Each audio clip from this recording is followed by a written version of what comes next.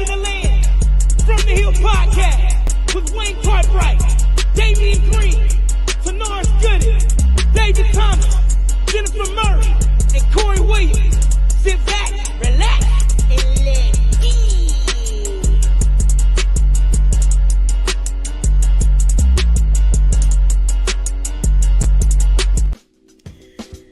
Good evening, everybody.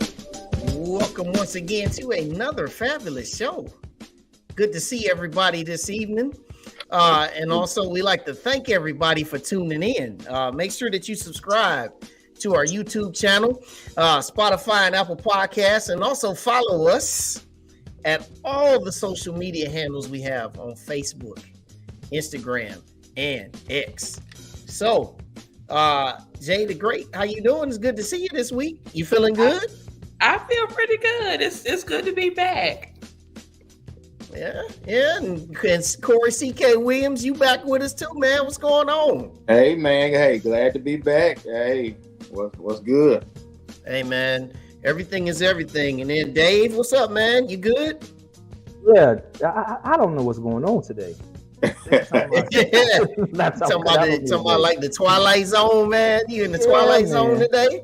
I didn't know what happened. I was sitting here listening to the background music, just vibing and just don't stop. I'm like, what the hell? Hey, man, it's all good. It's all good. But you know, everybody, as you can see across the bottom of the screen, we've got those that are watching. We've got the updates of all of our sporting events, and there's some extra additions to this because baseball and softball will be kicking off. Softball actually will get started this weekend, and we'll be talking to some of the ladies coming up here later in the show. Be their first time coming on, so we're excited about that. So lady and gentlemen, here's a little bit of our housekeeping. So, as everybody knows, this is Black History Month. And, Black History Month, I just love this graphic that was created. Shout out to the fellas for working on this one, man. This is really nice with our founder. Got some good color. But yeah, we've been making some history since 1875, and we're going to continue to make some great history, y'all. So, let's just make sure we celebrate all month with everything that is Black History Month. That's right. Hey, Wayne, if we could also got to give a shout out to the university because they've been doing an awesome job with just dropping some A&M, Black history, not just with, the buildings that we have on campus, but even with the sports team. Mm-hmm. So shout out to the university for dropping those A&M Black History gems. Yes. Absolutely. Yes. Absolutely. So, yeah. What's up? It's me, Brand. Good to see you, my brother, as always. Now, let's just shout out here to Amaya Simmons, y'all. She had a career high, man, 30 points in that great comeback on Saturday evening against FAMU. Now, the ladies, they came back from a 17-point deficit. Yes. At the start of the fourth quarter to pull out a victory over Florida A&M. Whoa. And then they turned right back around last night and pulled out an overtime victory against Bethune-Cookman. So shout out to Amaya Simmons for being the SWAC Impact Player of the Week. Hey, Wayne, I was at the game this weekend, man. Amaya put the team on her back for those first three quarters, but then it was a team effort in that fourth quarter to score 35 points in one quarter to beat Florida A&M. So they really showed some heart to really come back and dig deep. But good job. Yes, sir. Yes, sir. And then also here now we'll talk a little bit about the standings. So as everybody knows, our men and our women were both victorious against those Florida schools that came to the Hill. So the men really had a big shot in the arm by winning those two games because, as you can see now, they've climbed from 2-5 now up to 4-5. And as you can see, they're now just a mere one game out of the fifth spot, or the sixth spot, I should say. And so the upcoming road trip, though, are against the two teams that are at the top.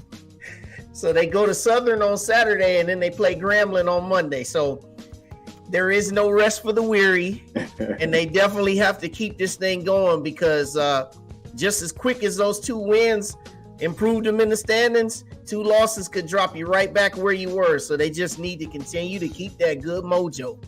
Yes. Hey Wayne, if I could say something, yeah, it's SWAC doesn't get any easier with the schedule, but I gotta commend the men for at least just being determined and playing hard. They lost one of their starters, a guard, Dalen Smith. He injured his knee, but in the game against Bethune-Cookman. But the team, they rallied behind him, and everybody came to play, stood up, and everybody contributed, and they came out with a victory. And so they did it for Dalen. So Yes.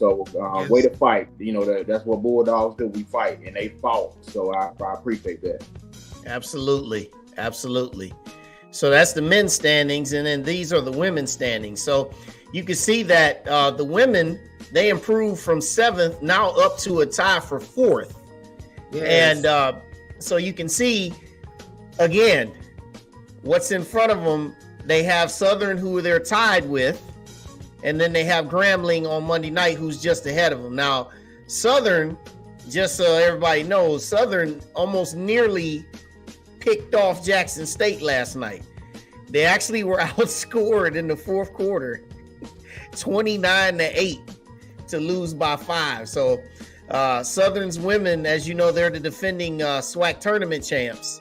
Yes. And so that'll be a big game. And then also for the men going to Southern, remember, we beat those guys 3 times last year. Yes. And sent Sean Woods to the unemployment line. Yeah, I think we were responsible for that. All right. And then, so coming up, they will be back at home after this next road trip. They'll be back at home on February 17th for the Think Pink game against Mississippi Valley State. And so if you have not bought any tickets, you make sure you do so. But also wanted to highlight, Corey, you were in attendance for this one, where they had the all-time record now in the 2-year history of the event center. Yes. With a record crowd on Saturday night against FAMU. So you see that game on March the 2nd there. I would advise that you buy those tickets now, because there's a good chance that thing gonna be sold out. A very good chance. Very good chance. And Wayne, if I say they've been doing a good job with theme nights. Everybody, from Dre the drummer to the new director of marketing, Crystal Williams, putting on these events and theme games. The organization night was great to see all the different organizations come out. And also last night at the first responders and military appreciation, we had a great turnout with the different first responders, fire, police, social workers, just all kind of organizations. Paramedics came out and really had a great time. And it was always good that the Bulldogs won. That's pretty dope, man. So yeah, get those tickets, y'all. Hey, and especially, I'm looking forward to seeing them pictures on the 19th. I want to see them kind of outfits that people gonna wear to the Decades party. Somebody is gonna have some shoes with some fish in the bottom. Oh boy! As long as they don't fall. Right.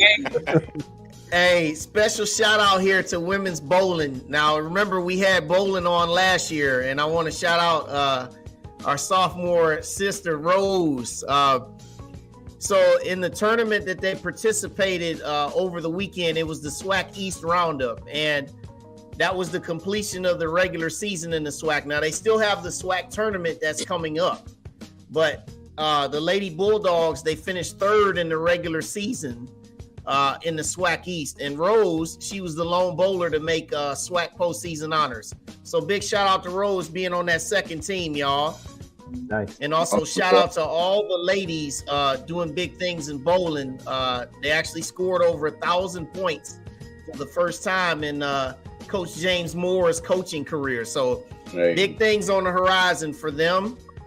Great and And then also another big shout out here, running backs coach Alondra Strong.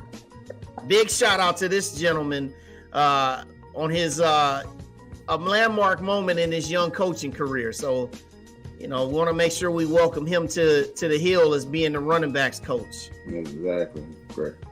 And then last but not least, tomorrow, February 7th at the Event Center.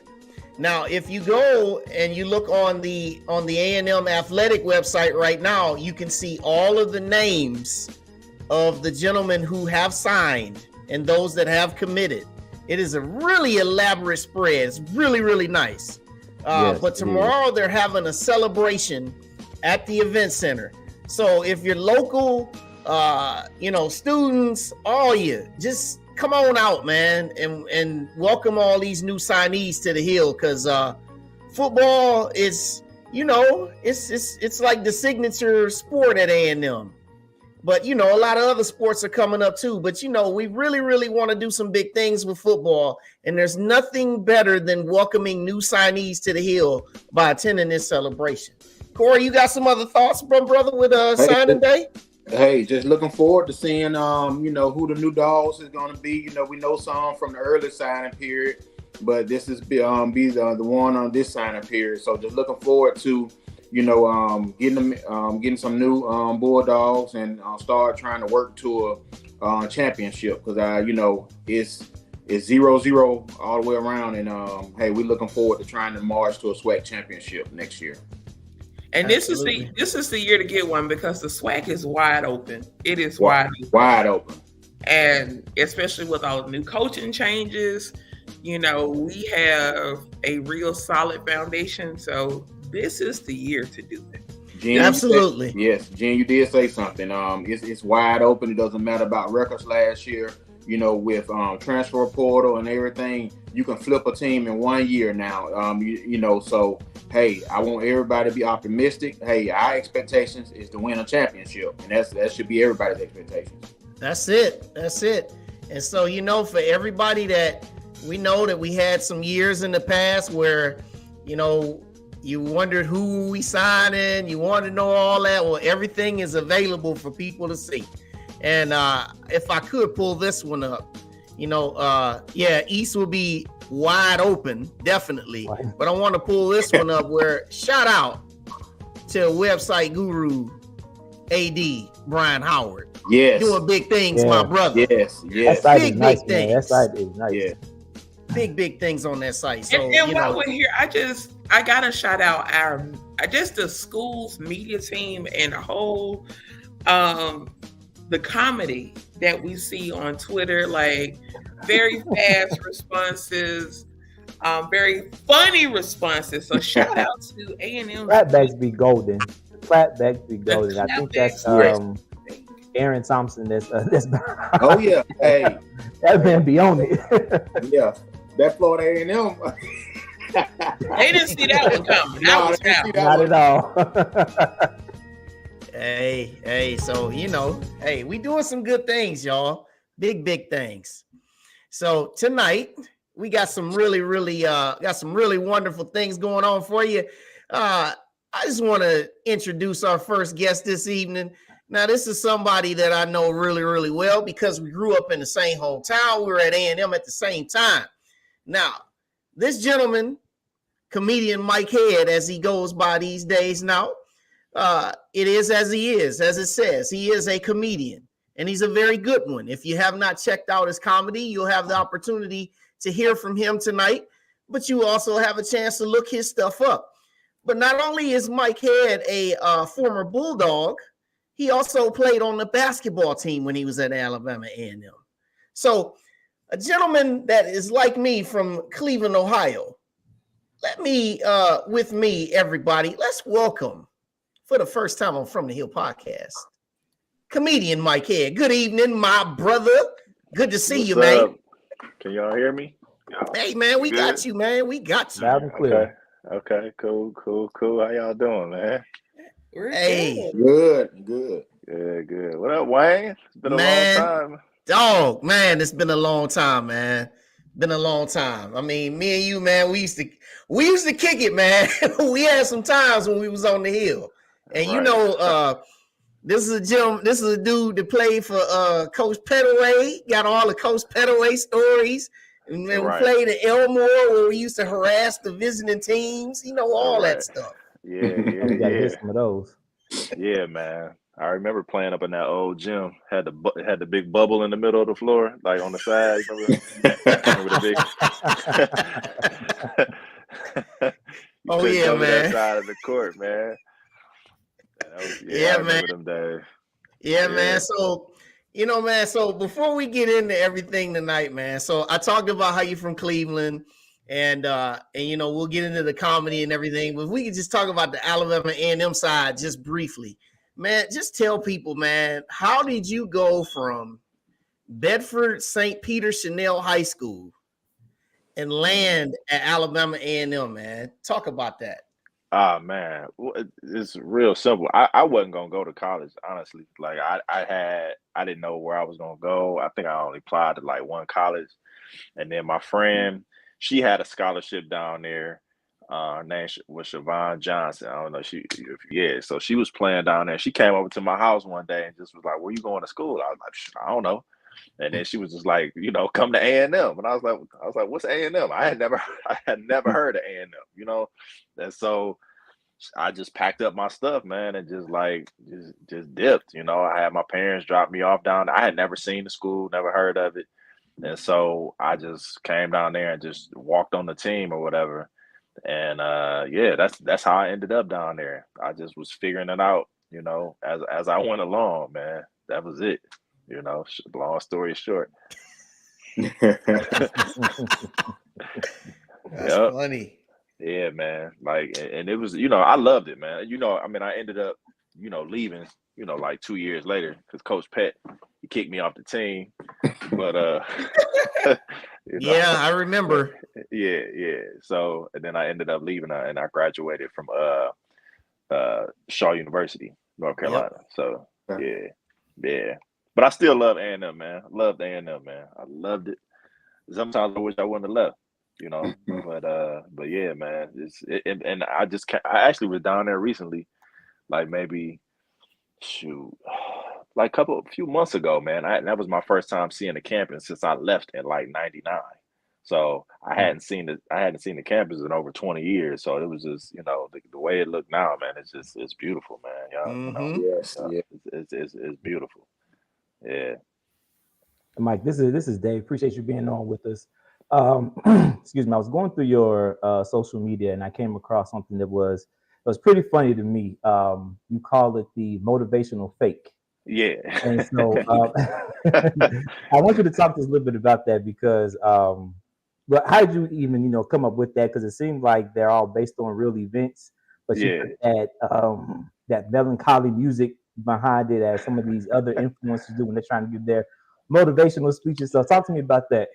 You know what? It came from a place of irritation. That's where it came from because there's so many Instagram philosophers and preachers and just everybody got a black and white video up and like, you know, they're expert on relationships or religion or, you know, and it's just like, what you need to do is these are 4 things you need to do if blah, blah. And I'm just like, man, and so I just started just motivating people. No, I wasn't even trying to motivate people. It was more so a parody or a stab or whatever at the people that's doing these videos.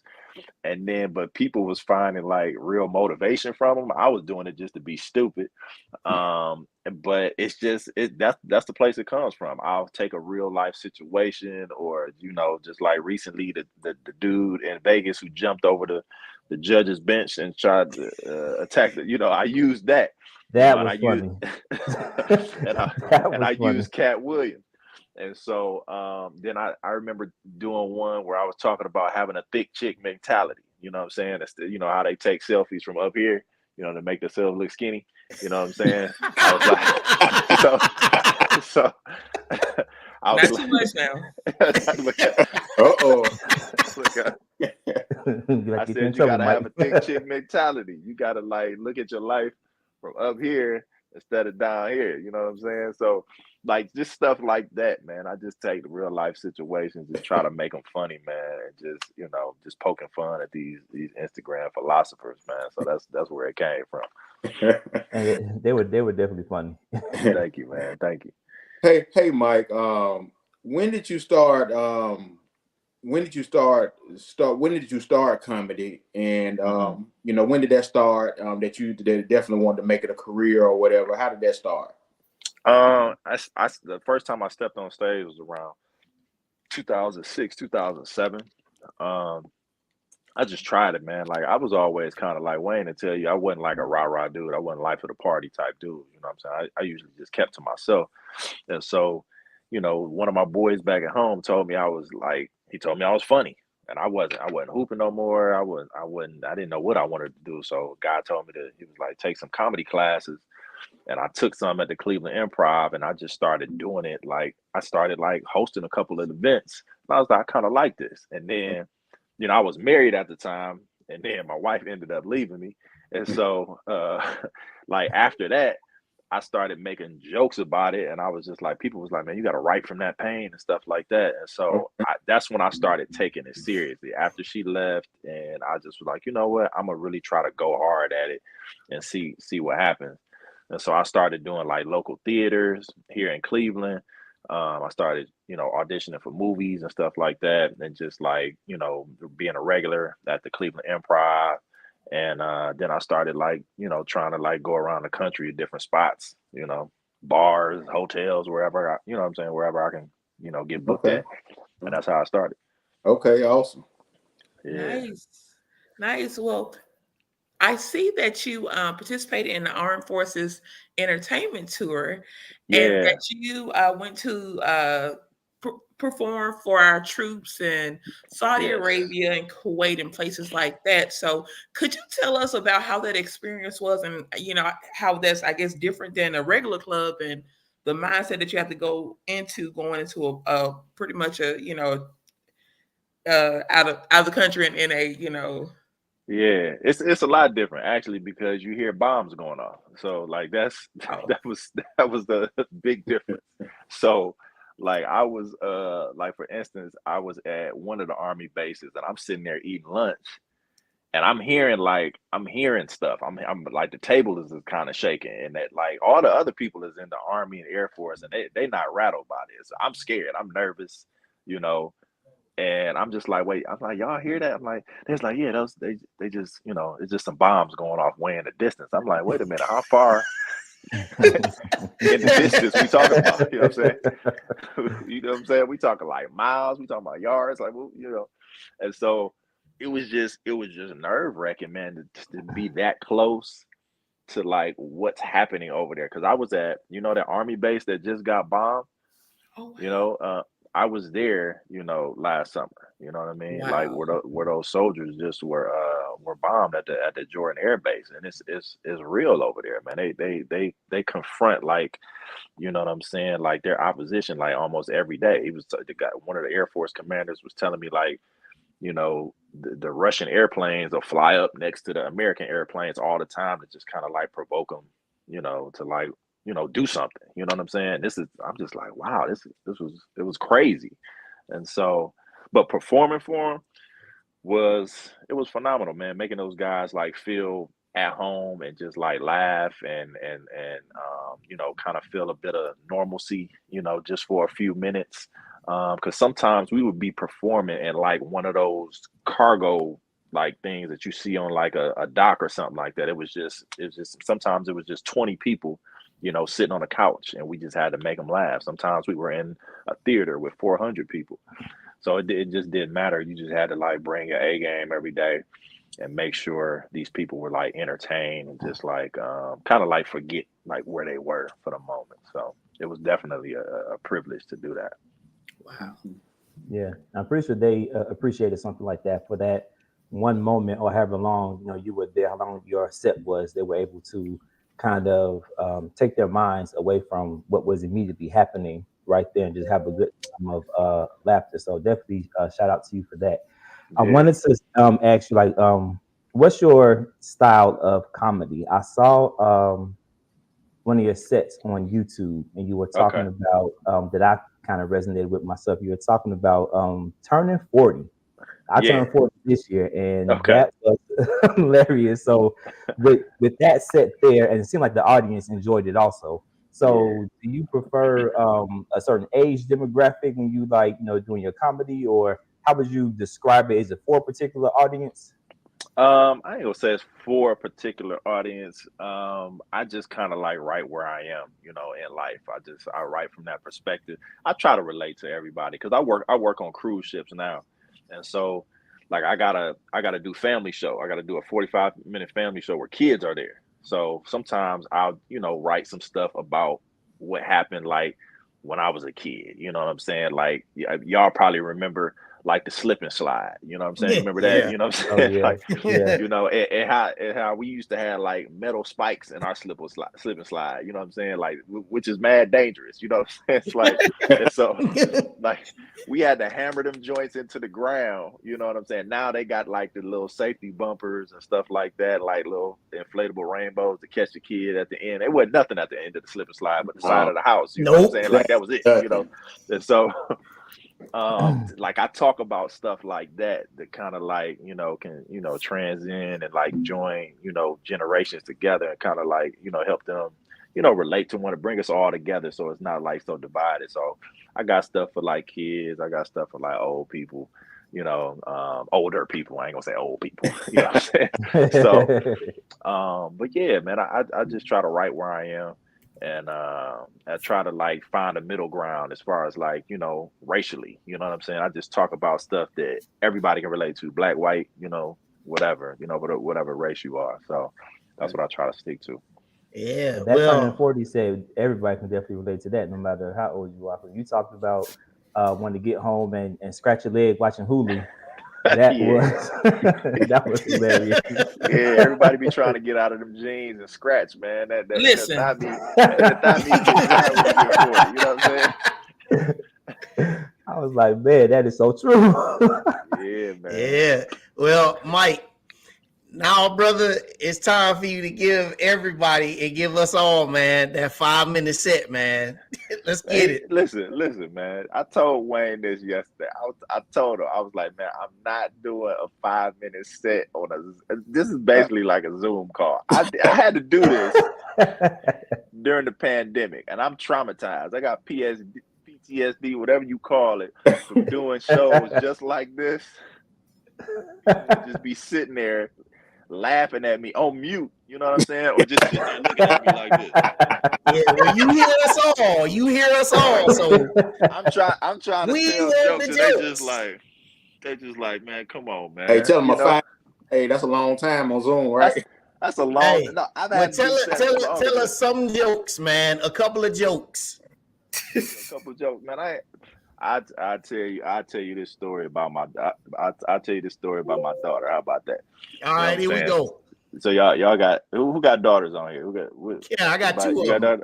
CK, how old is your daughter? Oh, mine is 8. Oh man, so you ain't. Oh yeah, so you need to hear this then. Yeah. Because you're gonna be mad when she start dating. Yeah. Because that's what happens. See, my daughter's 20, and then my youngest one is 15.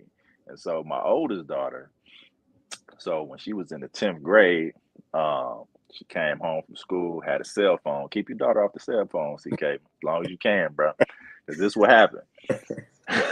Look, why Jay the Great leaning back? Why are you looking at me like that? What's going on? Don't do the babies like that. I didn't even get into the meat of my joke yet. Because she know you finna talk about her. That's what it is.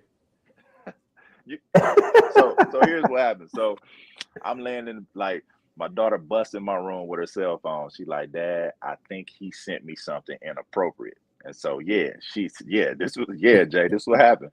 So this little boy, 15 years old, sent her, I'm gonna say just because we on a public platform, a penis portrait. That's what he sent her, right? Oh gosh. Yeah. And so I didn't know. Okay, I'm freaking out. And I was just like, I knew it was a kid because I saw SpongeBob playing in the background. I was like, damn, that is I had to make sure, you know what I'm saying, there wasn't no grown man. So I'm like, yeah, that's a kid. And so I'm like, dang. I deleted it, right? This is a true story. I deleted it and tried to go back to sleep, but I couldn't go back to sleep because every time I closed my eyes, I saw this little boy's thing in my brain. I was just like, I can't. It's like it was just embedded. And I just like, I ain't gonna be able to go to sleep because I was like, my armpits was itching, I was sweating and stuff like that. So I called the little boy and I was like, hey man, I was like, stop sending big penis to my daughter, because I was just like, wait a minute. I was like, is this dude really 15? I was looking, I was like, wait a minute. I was like, that looks like a 30-year-old penis if I ever seen one. I was like, wait a minute.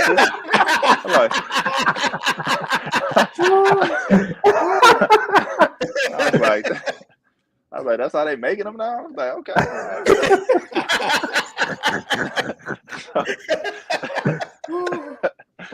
Oh shoot. So anyway, deleted it. And then I went to sleep. And then I went to the Apple store the next morning. I was like, hey man, they was like, dude, you know, the people in the blue shirts, the little genius people, they like, you okay? Is there a problem? I'm like, is there a problem? I'm like, look, man. I'm like, there's a dick in my daughter's cloud right now, okay? I'm like, I need you to get it out. All right. I don't know where it's at, but I need it gone. I was like, and trust me, I've seen it. It's taking up a lot of storage right now, okay? Jay, you still with me? Where you at? Yeah. I'm struggling right now. Oh man. Wow. That's what I had. That's what I had to go through, CK. Woo. Hey, I ain't looking forward to that. Hey, not looking forward Man, to that. Hey, my Mike, oldest daughter, Mike, 15 right now. Mike, besides yourself, who is your favorite comedian? A gentleman that passed away back in like 2008, 2009, named Patrice O'Neal.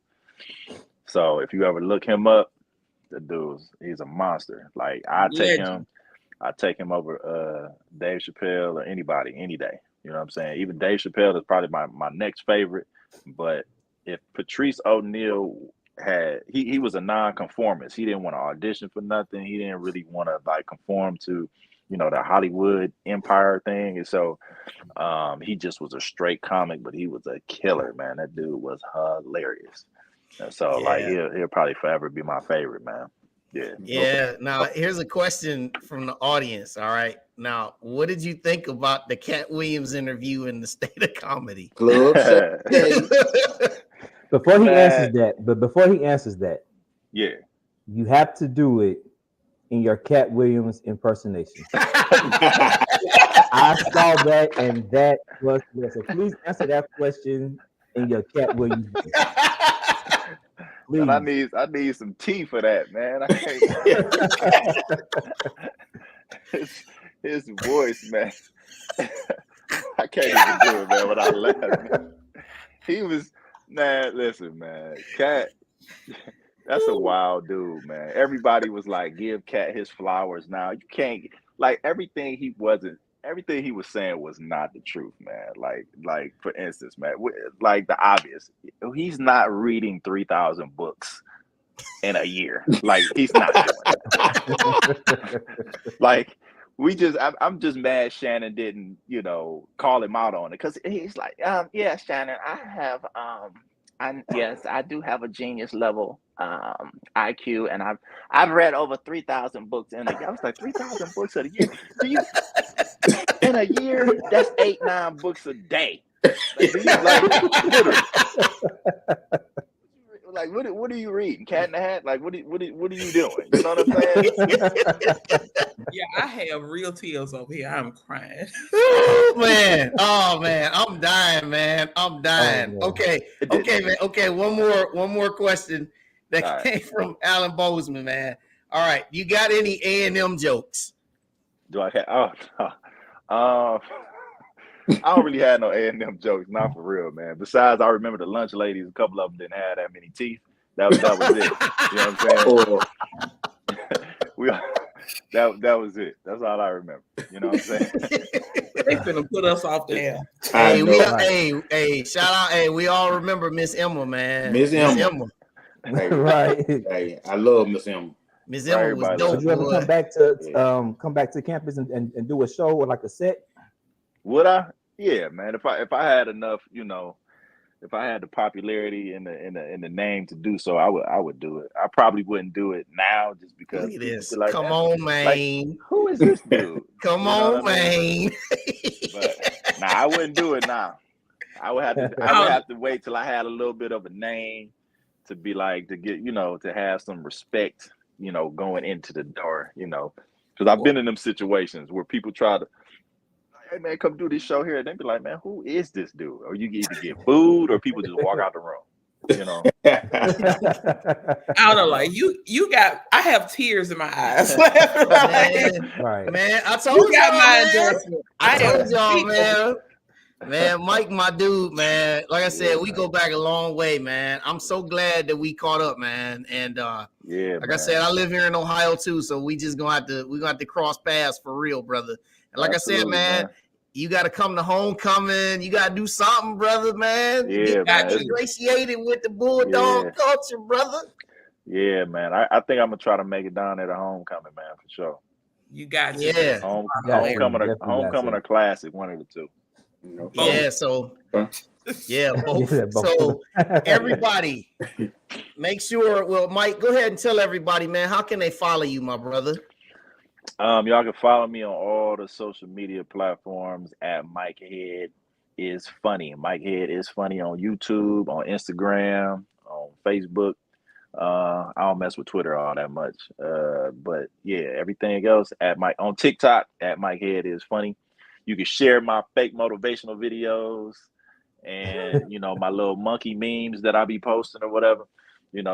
Share them, man. Like them, comment, whatever. I appreciate y'all following me, man. Appreciate y'all having me on the show for real. That's what's up, man. Hey, man, glad that you were able to come, man. And y'all, this is comedian Mike Head, man. He made us laugh, brother. Hilarious. All right, Mike, we'll see you, brother. All right, man. I'll see y'all. Take care of that daughter, CK. Keep her off the cell phone, brother. All right, man. We'll see you. Hey, I think he'll do good man. at like that was a funny alumni type of set. I think he'd do good for like our age range. I think he'd do well. I literally have tears in my eyes. Hey, if somebody on the homecoming committee or somebody got a little event, hey, bring them on down for a little small event. Form a board. Hey, that's what's up. He gonna have me checking my daughter's phone. No, hold on now. We're not gonna just check your daughter's phone. Check your boys' phones, guys. Check your boys' phones. Oh man. Not too much of the girls, y'all. Oh, that joke, man. We don't do stuff like that. We don't do stuff like that. He said it was in the cloud. He said I'm gonna be laughing at that joke, man, probably tomorrow. Like, man, I'll probably be falling off the couch. Look at CJ. He said, I'm scared to check.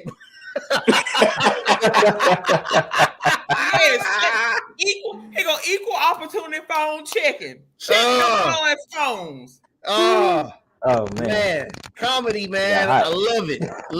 Y'all gotta love it too. All right. Let's move on, y'all. All right.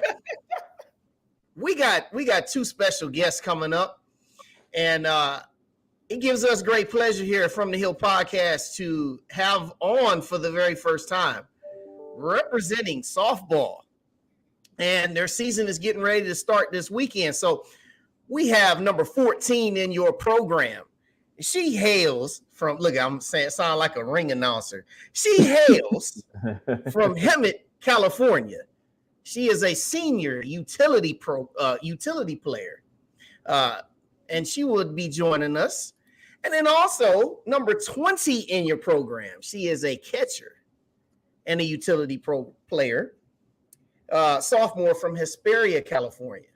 So tonight, ladies and gentlemen, please welcome Serena Herbranson and Natalie Picado. Good evening, ladies. Hi, everyone. Hello. Hello. Thank you for having me. Man, yes, thank you. We gonna follow the comedian. Y'all got some funny jokes y'all want to start with? You got something funny you want to talk about? Ooh, funny jokes. Yeah, we'll get to it. We'll get to it because we're gonna talk about the team. We're gonna talk about everything because you guys are getting ready to start a brand new season. I know that the season can be a little bit long, and you get a chance to have a lot of bonding time with your teammates and a lot of repetition. You know, infield drills, catcher drills, batting practice, all those different things. So we're going to get a chance to talk about all that here in the next few minutes. So Serena, then Natalie. All right. What I want to start with from the both of you. All right. Serena first, because you're the upperclassman. Let me hear about your journey from California, because you're both from California. Your journeys from California to end up at Alabama A&M. Well, I was originally supposed to go to TSU, and I was committed there, but there's some issues with the coaches and my scholarship. And once I decommitted, my travel coach actually had our assistant coach at the time. He's our head coach now, but he had his phone number, and I texted him not even like seconds later. He gave me a call, and he wanted me on the team. So I came out a couple months later. I had my unofficial visit, loved the campus, loved being on the hill. It's very green, definitely different from California because I live in the middle of a desert.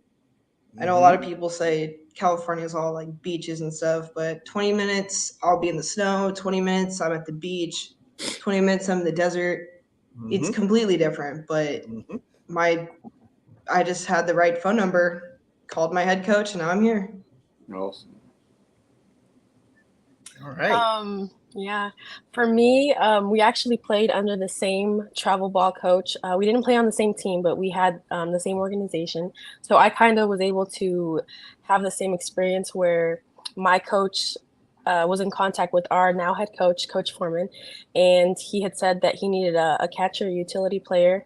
I came to mind, and next thing you know, I'm committed here, and I took a leap of faith. You know, I knew that some of my upperclassmen players came here, so I was really excited because it was something new that I wasn't going to experience. You know, being on the West Coast, being in the South.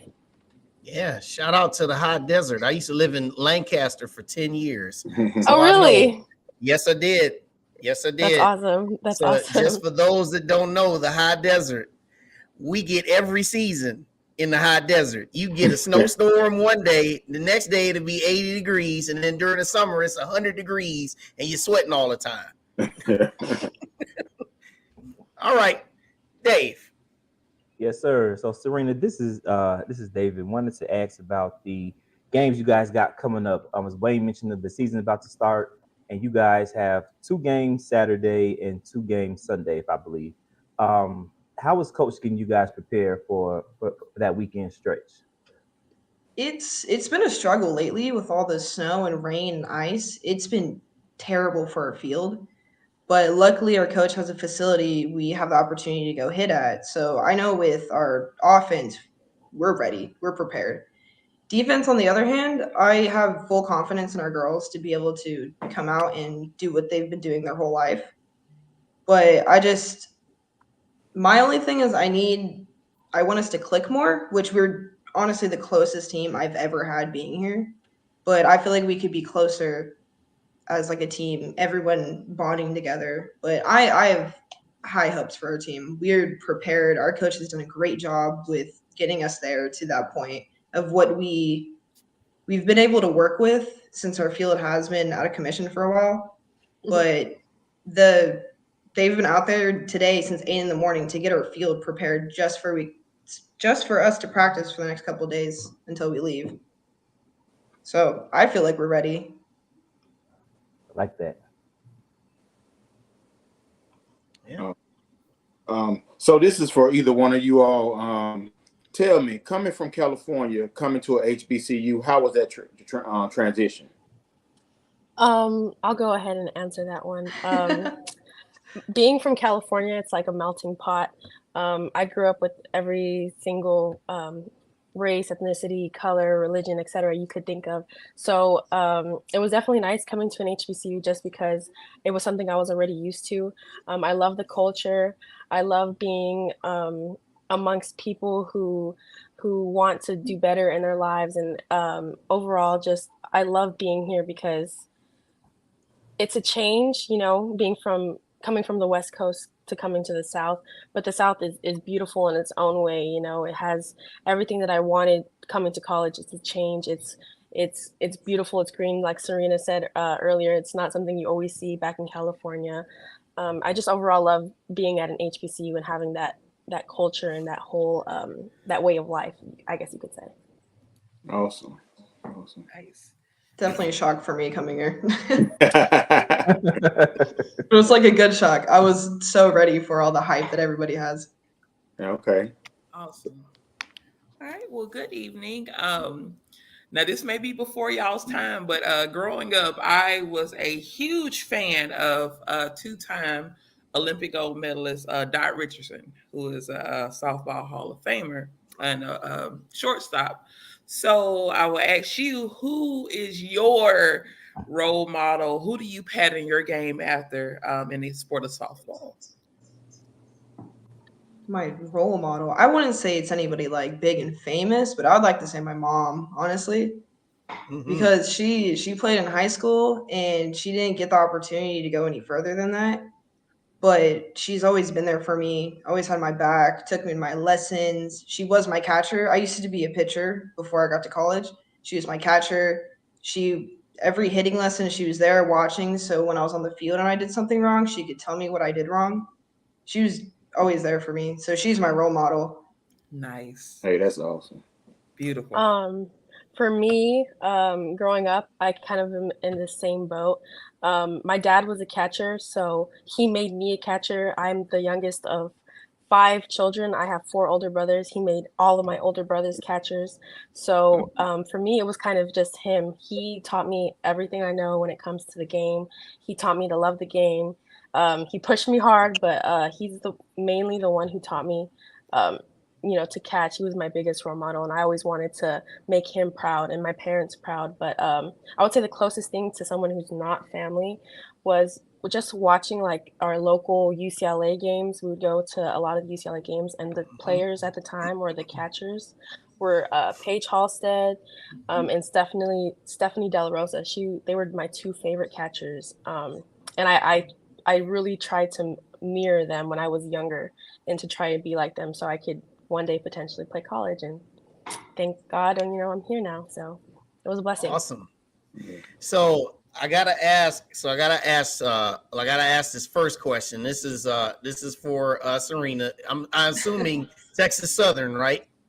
Tennessee State. Tennessee State. Okay. Mm-hmm. All right. Tennessee State, their loss, our gain. Okay, now. All right, it's always fun to play against them. Now, this first question is from for our brother, for our co-host who's not able to join us tonight, but he wanted me to ask both of you, since you've been in the South, what's your favorite place to eat?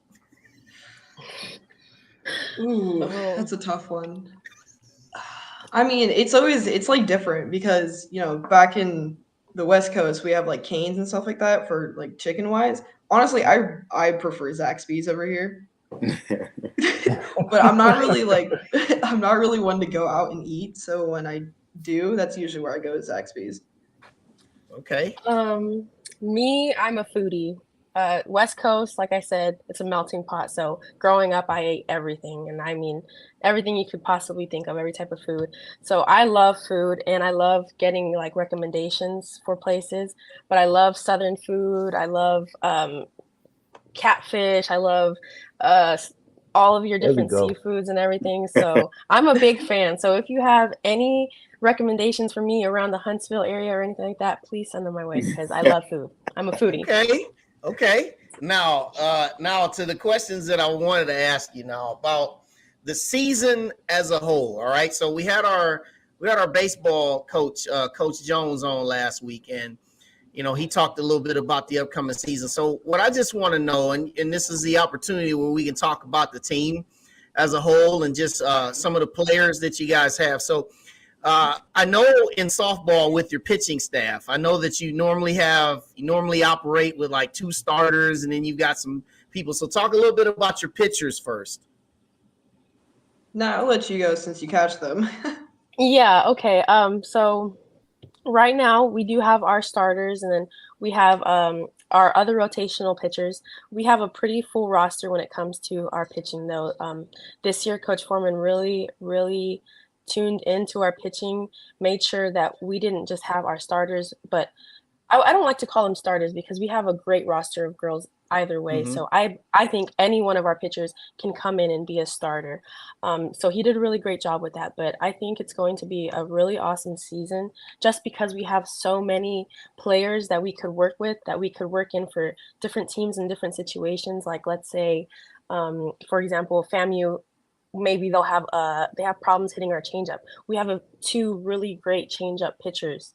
Let's say we're playing state and they have a problem hitting, something faster or the rise ball. We have great rise ball pitchers and whatnot. So it's really awesome that we have such an assortment of pitchers that we're able to use. And of course, yeah, we have our starters and whatnot, but throw any of them out there and I have my full trust that they'll be able to handle their own. So yeah. Okay, now Serena, talk about, because you're a utility player, so you're out in the field. So talk a little bit about how you guys are going to be on defense, and then also talk a little bit, both of you, about your offense this year. What do you think we're going to see from in the field, and then your offense? So defensively wise, we have multiple girls for each position. I think if somebody that day is having a bad day, we got somebody to go and pick them up. We could interchange people. Like I could go third base, I could also go shortstop. I'm most likely going to be shortstop this year, even though I got all swag for third base last season. But I feel like we could change like our pieces on the field and we'll be perfectly fine. I have full confidence in it. And I know back to the pitchers, backing them up, my job is to hype them up, to keep them, head in the game. I want to make sure that they're ready to go every single pitch. I don't want them to get down on themselves because then they get in their heads. So I'm always behind them. You're going to hear me, even from the parking lot. I'm probably the loudest one on the field. But I think our defensive wise, I think we're going to do pretty good. And offensively, like I said, we've been, ever since we got back from winter break, we've been every single day practicing with hitting. So I think we're ready. Okay. Yeah, I agree with Serena. Our facility is awesome. It gave us the opportunity to practice during the snowstorm and whatnot, while maybe other teams in our proximity weren't able to practice because they didn't have the amenities that we do. Our facility, we were willing and able to go in every day, get in the work that we needed to be prepared for this upcoming season, which will be starting on Friday or on Saturday. So we've been doing everything that we need to hitting wise. Defensively, I think we're going to be just fine as well. Cool. And Serena, can you, for the people who don't know, I've got two questions. One directly for Serena, and then the next one for the both of you. Serena, can you explain to everybody who don't know what a utility player is, so they can understand what you're talking about? So a utility player is someone who has the skill to be able to play multiple positions and not just thrown out there and field the ball, but they have a knowledge behind every position. Nice. Good. And my question for the both of you, I ask every player this in the corner show. I need to know what you guys do individually to get ready for game day. Are you listening to a specific song? Are you in the corner praying? What are you guys doing to get yourself ready for the game? Drinking prune juice. We always got to put that joke out there. Shout out to Agent Nicholson. That's a podcast staple. That's never going to go anywhere. You might be drinking prune juice. I don't know. If you guys can share that for us. My game day ritual is always the same. I always have 3 little braids in my hair. I have my hair back with my little Nike headband because I catch so my hair gets really frizzy and crazy. But on the way to the game, if we're traveling or if we're warming up, we always have music. Like we're a really big dancing, singing, crazy loud team. So we need that music. We need that that energy that we bring, and we bring it every single game. And you're gonna hear us. You're gonna see us. We're crazy. We love it. We love the energy. So I always have to have music in my ears, or if it's on the speakers when we're on the field, my little braids, my hair up. It's just like my regimen. And then I also do my game day ritual, my prayer, which is tattooed on my arm. It's Corinthians 4 through 9. We get knocked down, but we are not destroyed. So that's just something I always try to remind myself of when I'm maybe not doing too well at the plate, or maybe not doing too well behind the dish. So that's my game day ritual. Love it. So mine, my hair's kind of short, so I can't do what Natalie does. I, throw it up. It's gonna get messy anyway. But as soon as I step out of the hotel room, or if we're home, I headphones on. And depending on how I'm feeling that weekend, sometimes I do EDM music, which is electronic dance music, like techno. I do either that, or I'll go back to my 90s rap. Sometimes I'll do rock, heavy metal. I have a very wide genre of music that I like, but just depending on the weekend and how I feel. And then when I get to the field, headphones are off, and then always have a smile on my face. And me and my roommate, which is actually one of my best friends on the team, we actually write a word on our forearm. Any word that we feel. Hers is usually focus, but mine changes every single game. My favorite word is unhinged, which I like to play as aggressively as possible without hurting anybody. But I go hard for everything. So I like to look at that and think, I'm like, just go crazy. Do everything 100%. But that's my ritual to get ready. Also the dancing. I like that. Yeah. Now, I was out on the softball field just looking, and I see you all got a new piece of eye candy out there in the outfield, a video board, a scoreboard. So how do y'all feel about that? So excited for it. Super, super excited. We finally have something that, I feel like we can make ours. Just recently, we took our media day pictures as well as a video. So when we walk up to the plate for our at bat, we'll be playing our walk up song, and then also we will have our video of whatever we chose to do during that video time. It'll be on the board, so you'll be able to see us and also hear us, like our favorite music that we'll be walking up to. So it's really cool. I'm excited for that because you're gonna see me dancing on the board.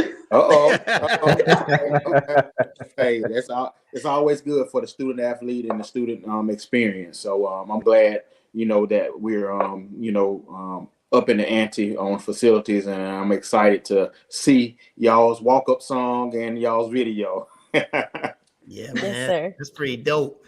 So, ladies, I just want to ask you guys, ask both of you.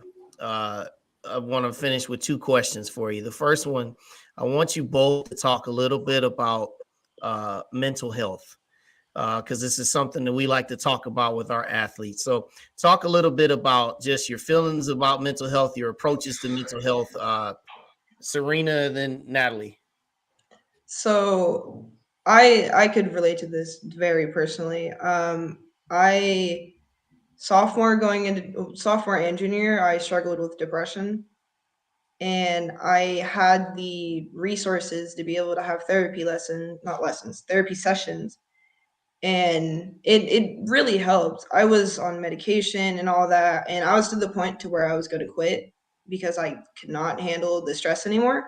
But with the resources that I had, and even my teammates being there for me and being able to just talk to them and open up really helped me.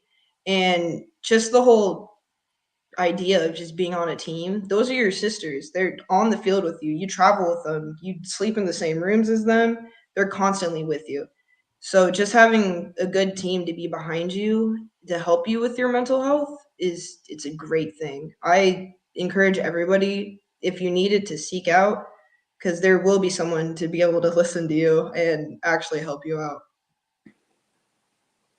Awesome. Yeah, so mental health, Coach Foreman really, really makes sure that we're well-rounded in every aspect, that we're healthy physically, we're healthy mentally, and that we're ready, we're ready to play and that we are able to play. But I also went through my own things last year. It was, it was tough coming all the way from the West Coast, 26 hours away, somewhere new, all by myself, all on my own. I had to spread my wings, eventually. But it was rough because I didn't have my family with me. I didn't have my friends, but eventually I made my own friends. But mental health was something that was a little bit of a struggle, but we were able to have the amenities with our amazing staff to help us cope with that. So I've been going through therapy sessions about every few weeks, just kind of when I need to talk to someone and just to alleviate that burden of, being in your head, whether it be about school or softball or, something else. But it's definitely something that I'm really glad we're able to have as as an athletics program, but just in general. So mental health is really important to the softball team and just our athletics program in general. So. Yeah, the love athletic that. department has been great with trying to help us find help when we need it. Absolutely. Love that. That's awesome. That's Absolutely. awesome to hear. Yeah. Now two more things and then we'll get you out of here. But so now we said that we wanted to do something funny. So I want to know. All right, I want to have. Let's see, Serena. You look like you could do this real good. Give me your best impression of your head coach. Okay. Okay. So whenever we get to anywhere, he's always gonna come up to you. He's gonna be like, "You got yourself together, baby? You awake? Your eyes are open?" He's always gonna make sure you up there, you awake. Even when you look wide awake, he's gonna be asking if you're awake. See, you awake, baby? You alive? Your eyes open. Yeah, eyes open. I like that, man. That's Yeah, hilarious. you got yourself together?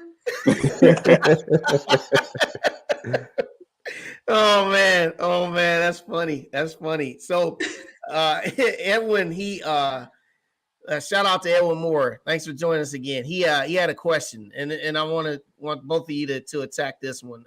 What are some of the things that make mental health awareness a necessity with our college students these days? Great question. Yes. Very good question. Well, even just the college atmosphere is very stressful. You have if you're even full-time students and part-time students, you have classes that, can be in an hour. Most of my classes are about 3 hours long. So just being in that classroom for that long and learning so much with all that information starts to become very stressful. And it starts taking a toll on you, especially if you have homework and, you still have to find time to eat. It's your mental health is going to start going down. So being able to have those resources, the wellness center also has it, but they do, you need it. You need to have a place to, get all of your emotions out, and the school does a great job with it. And it's very necessary for every student to have those resources. Yeah.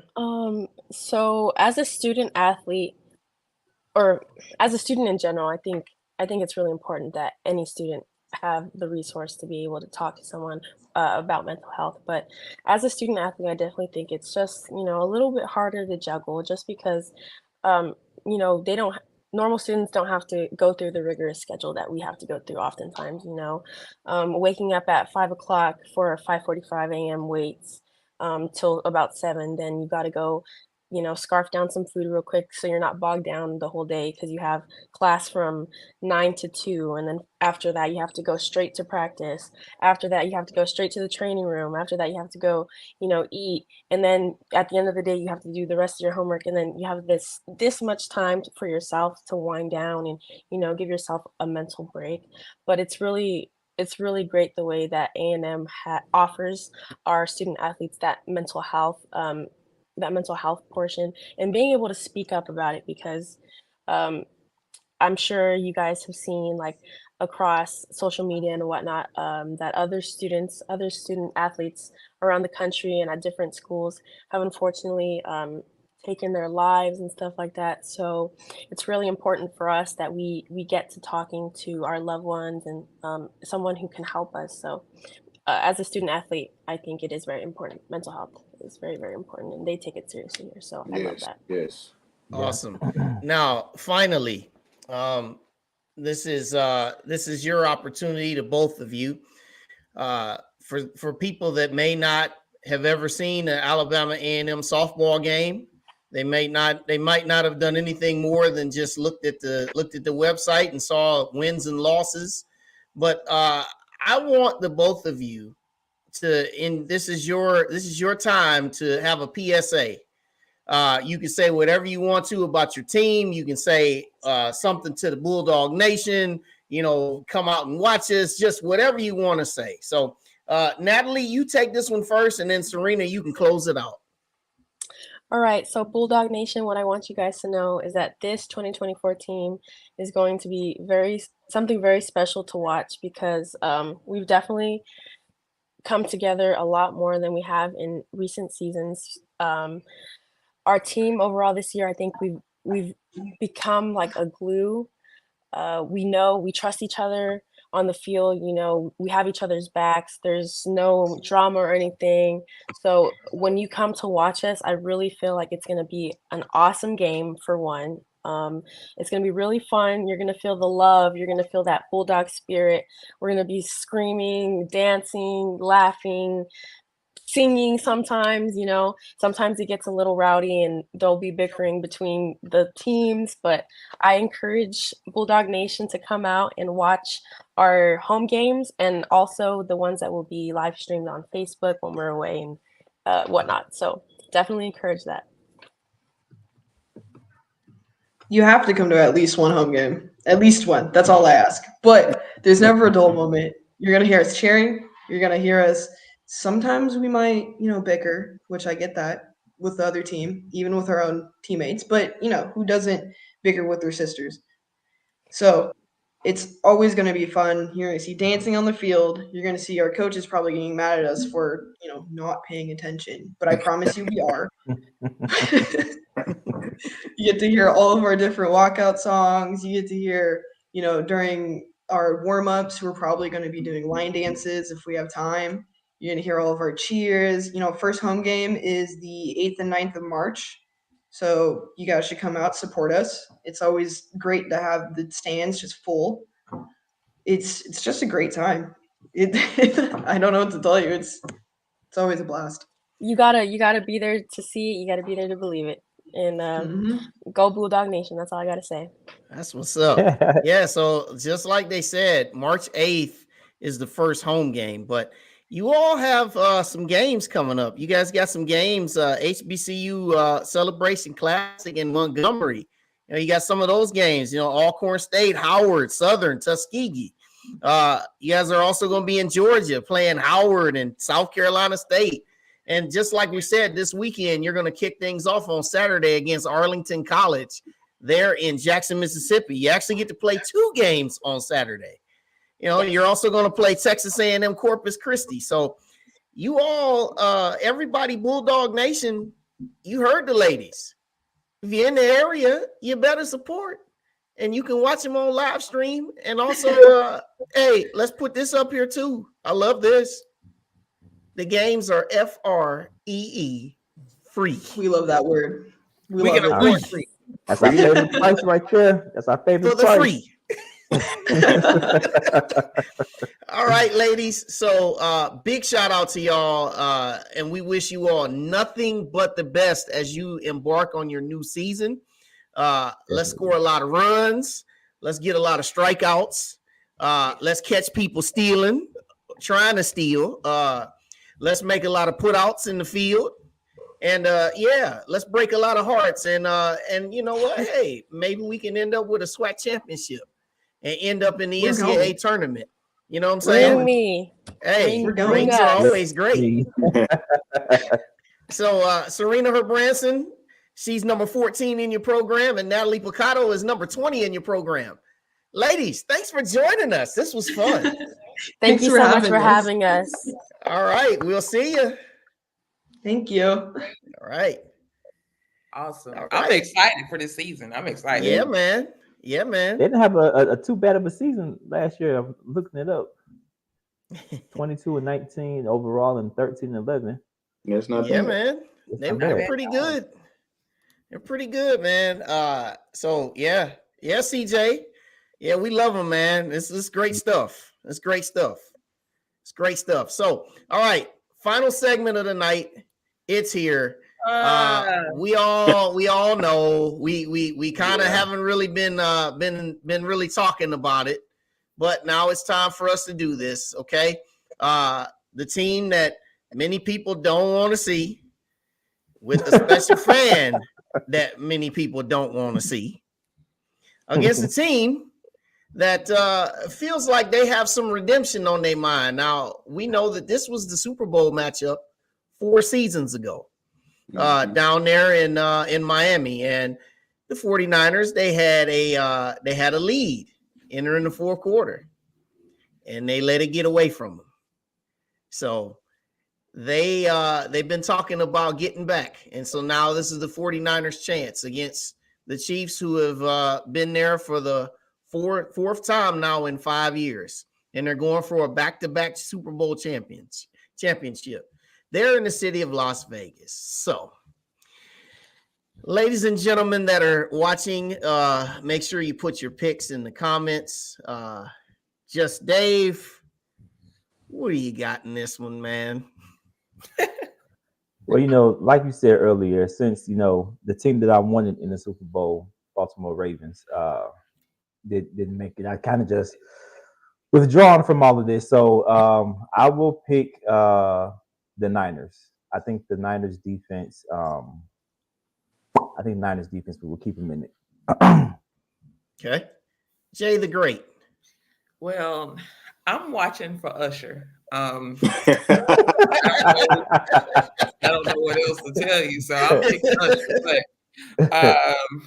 I guess I'll go with the 49ers. It's so hard to pick because, I do think the 49ers is the better team, but you really can never rule out Patrick Mahomes. So I guess I want to go with 49ers, but it's going to be by a field goal. Okay, cool. Hey, the media world and everybody got what they wanted for the Super Bowl. Hey, you got Taylor Swift and got the Kansas City Chiefs, and then you got Mr. Irrelevant. So hey, everybody got what they wanted, even the refs. But on serious note, I grew up a 49ers fan through Jerry Rice, Roger Craig, Ronnie Lott. That's always been my team. And so, of course, I'm going to be pulling for the 49ers. But, hey, I got to admit, man, even though I'm a 49ers fan, you can never count out Kansas City, Patrick Mahomes. And, it's scary that these teams allowed them to get here. And if I wasn't a 49ers fan, now I'm picking 49ers because I grew up a 49ers fan. But honestly, how they came down and beat Buffalo and has beaten Baltimore, if I wasn't a diehard 49ers fan, man, I'm not going against Mahomes. But because I'm a diehard 49ers fan and I feel like, hey, McCaffrey and hopefully Debo can make some big plays, and if Kansas City only can score what they've been averaging, about 17 to 20 points, we can keep it low. I think 49ers got a good shot. So I'm pulling for the 49ers, but if I want to die hard 49ers fan, it'll be hard for me to go against Kansas City since they didn't already knocked off 2 teams that so-called supposed to been beat them. Well, if this question was who do I want to win, the answer would be simple. But the question is, who do we think is going to win? And I am not a Kansas City Chiefs fan at all. I like Patrick Mahomes. I don't love him. Travis Kelce is from my hometown. I'm tired of him. I respect Mr. Irrelevant Brock Purdy for what he's done. I like Kyle Shanahan, the way he calls plays. I think they play great defense. I like what they do. I think that this game is going to be a shootout. But the question is, who do I think is going to win? And unfortunately, the team that I've picked the entire playoffs is a team that I'm still going to have to say is going to win this game. I got Kansas City winning a back-to-back. And I got them winning probably right about the same score as they did last year, 38-35, man.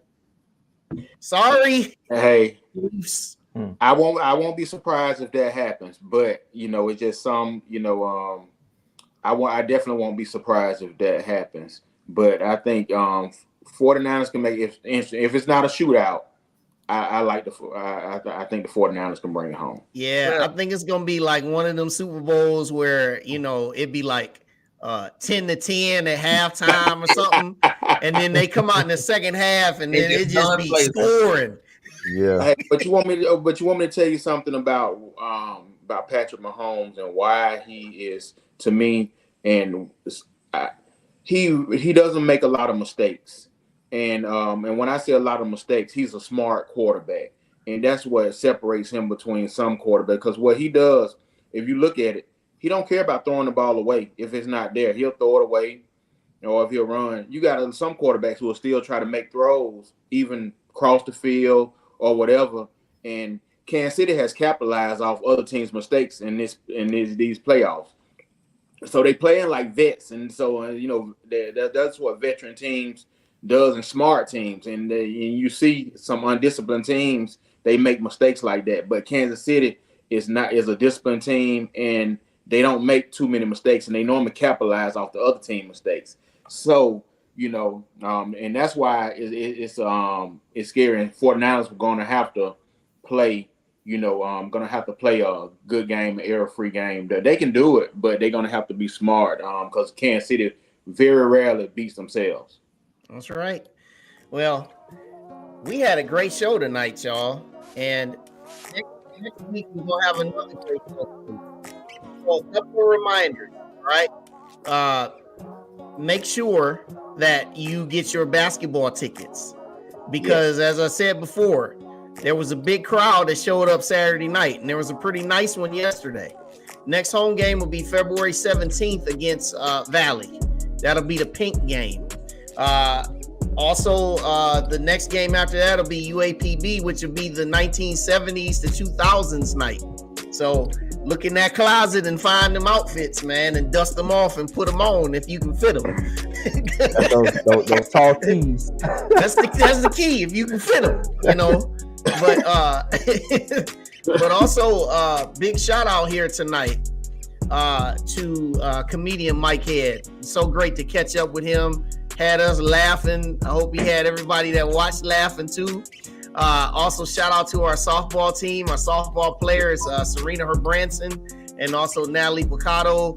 Also, just remember that we have the signing day celebration tomorrow evening at the event center. If you have not had a chance to check out on the website to see all of the signees, make sure you do that.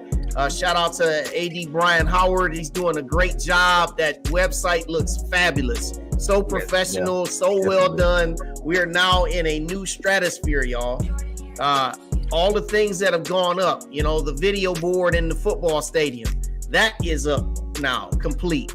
And then the ladies, they talked about video board there in softball. And there's also a video board in baseball. So big things going on, and there's much more to come. Make sure that you like, you share, you subscribe to our show. We've got so much going on, so much momentum that's continuing to build. This is Black History Month. So anything that you can do with Black history, whether it's exploit it, read about it, post about it, attend an event, do it. Black history is so important. So shout out to our fellas that weren't able to join us tonight. T Gooden, feel better, my brother, and also our other brother DT Green. And special thanks now here to Jay the Great, as always, with your great energy. Just Dave, and then my man Corey Williams. I am your brother, Wild Wayne Cartwright. And I just want to say lastly tonight, Bulldog Nation, I know that sometimes we have some rough moments. I know there might be some things that you may not agree with, some stuff that you wish that we may say that we won't say. There may be some things that you don't agree with in administration. But you know what? Things are coming along. Things that you used to complain about, you don't complain about no more. Because one thing, if you remember what Coach Jones said last week with Athletic Director Paul A. Bryant, the objective is removing the excuses. So all of the things are taking a big step up. And as everything with A&M takes a big step up, we want all of the alums, all the supporters, and all the followers to take a big step up too. That's financially, that's emotionally, and that's with all of your support that you can give in any format. So, God bless you all, and we will see you next week on another fabulous episode of From the Hill Podcast. Good night, everybody.